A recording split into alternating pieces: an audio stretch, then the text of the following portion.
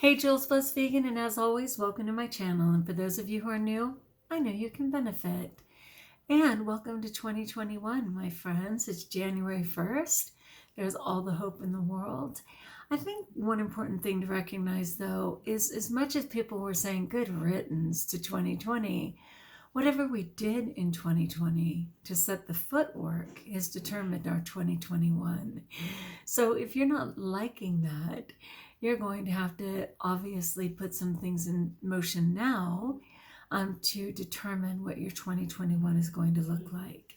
So it's so interesting to me when I see all the posts on the first day, all the hope, all the excitement, all the potential, all the, throwing out of 2020.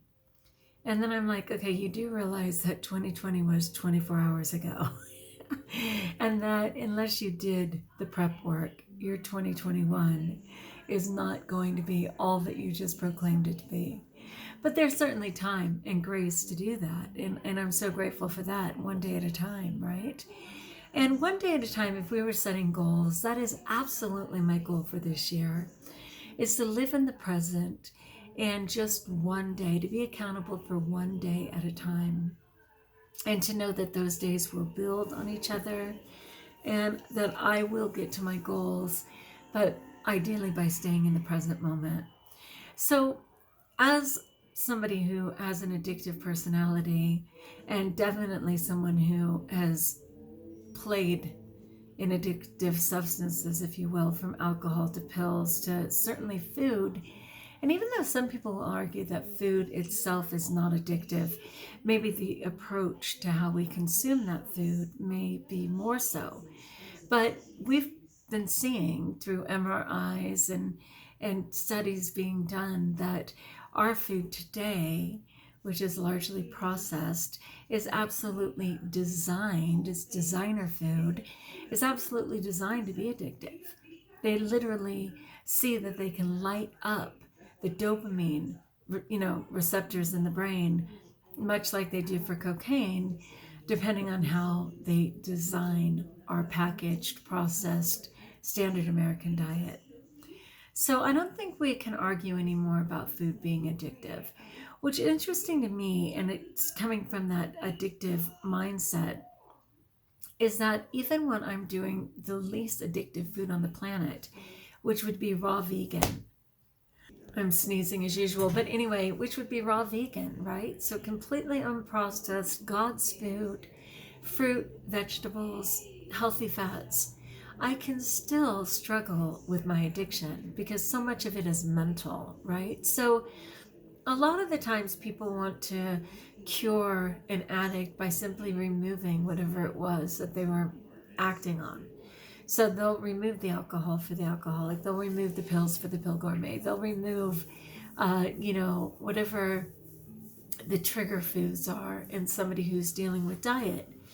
But because it tends to be a whole mindset on the approach to life, it's not going to be a cure-all just because you've seemingly removed whatever it was they were overacting on. And so that's what I have as the icon for this video. I thought it was so important. It said, you don't just treat addiction.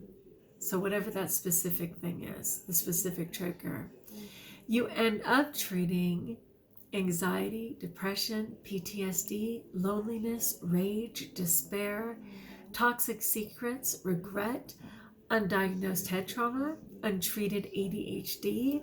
I mean, the list could go on and on and on.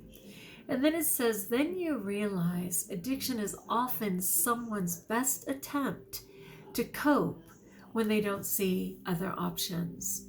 And I think that's why you can't just suddenly heal the addict, because you do have to address all the components that even had them act out in that way. And sometimes an addiction is cured when that person finds a better way, right? So you can most certainly find other tools in your life. But if you don't fill the void, that addiction is going to come right back. I mean, they've proven that a gazillion times.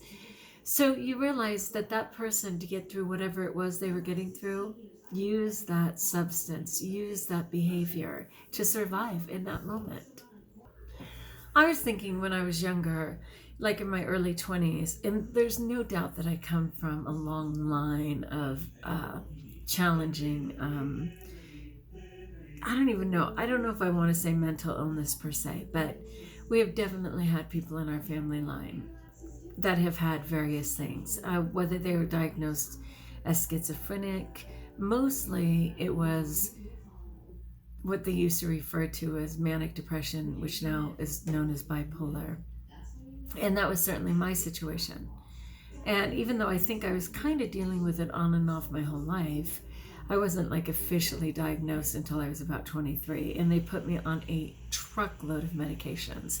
Well, all those medications became problems within themselves, because once you put them on the antidepressant, and then you start acting out because the antidepressant is causing things, then they want to put you on a mood stabilizer, and then the mood stabilizer is causing things, and then they have you on another thing which is making you gain weight, and then they want to put you on this so that you can maintain or reduce your weight. I mean, it was just ridiculous. But at that time in my life, I didn't have a support system at all. So I didn't know a better way, you know? And for 10 or more years, I did all those medications. I was totally just rebounding from one thing to another, to another, to another. And the worst thing about it was that it gave me suicidal ideations, which was terrible. I literally, for almost 10 years, woke up every day trying to figure out how I was going to kill myself and how I would not kill myself. Like this ongoing thing. It wasn't a matter of faith. I've always had tremendous faith. But I was so caught in this cycle of drugs, prescription drugs, that were worse than anything I ever had on my own. Oh my gosh. It was total insanity. And forgive me if you're somebody who's on a bunch of medications. I would not recommend that you just stop them, and I highly encourage that you work with your doctor. And it took me some time to get off all my medications, and I definitely worked with my doctors. They didn't agree with me when I cold turkey quit lithium, and I did not regret lithium. You know, it's a sodium bicarbonate, and it's technically one of the most natural of them, but it was devastating my kidneys. And what I didn't know at the time was that I was taking 800 Motrin horse pills for my severe periods, which I now know were a result of the chemicals in the foods that I was eating. And I was just taking, 3 a day, which is literally 12 tablets, right? And I was devastating my kidneys, which led to kidney failure, and nearly killed me. And the doctors did not want me to quit cold turkey. They wanted me to take a little bit of the poison. And I absolutely quit that cold turkey. It scared my husband to death. I was finally married at the time. He didn't know what he would be able to do for me. And I certainly did continue to have a lot of manic episodes for a while there. But now I've been absolutely drug-free for at least the last 4 years, and truly nearly drug-free for the last 8 years, and luckily my kidneys are completely restored. But that's just another story, because there's so many things in choosing to be vegan and getting off of all of the packaged nonsense that I've been able to be largely cured from everything from insane migraines to my thyroid disease to the kidney disease to my asthma. I mean, like on and on and on. It's just been the better way for me. But when I look at this, let's read it again. You don't just treat addiction. So often, and I'm seeing it right now in all my 12-step programs, people are sure that if they just lose some weight, their life will be fine. And they're not getting to why they used food to begin with, right? And so as you unfold whatever the addiction is, you begin to realize that there's a ton of secondary things that need to be addressed, like depression, PTSD, loneliness, rage, despair, toxic secrets, regret, undiagnosed head trauma, untreated ADHD, rape, physical abuse, sexual abuse. I mean, I'd have to add all of those. So many things that have not been addressed, that ultimately you realize addiction is often someone's best attempt to cope when they don't see other options. I'm so grateful today to have so many other options, so many other tools. Yes, do I still feel? Totally. Do I still stress out and freak out and not want to look at certain things? Absolutely. But mostly through communication, through support groups, through, creativity, so many things, I've been able to find a better way. And I can absolutely proclaim that I take no medication, prescription or otherwise, that I do not abuse substances at all. Thank you. No alcohol, no pills, no nothing. And food is my last drug of choice.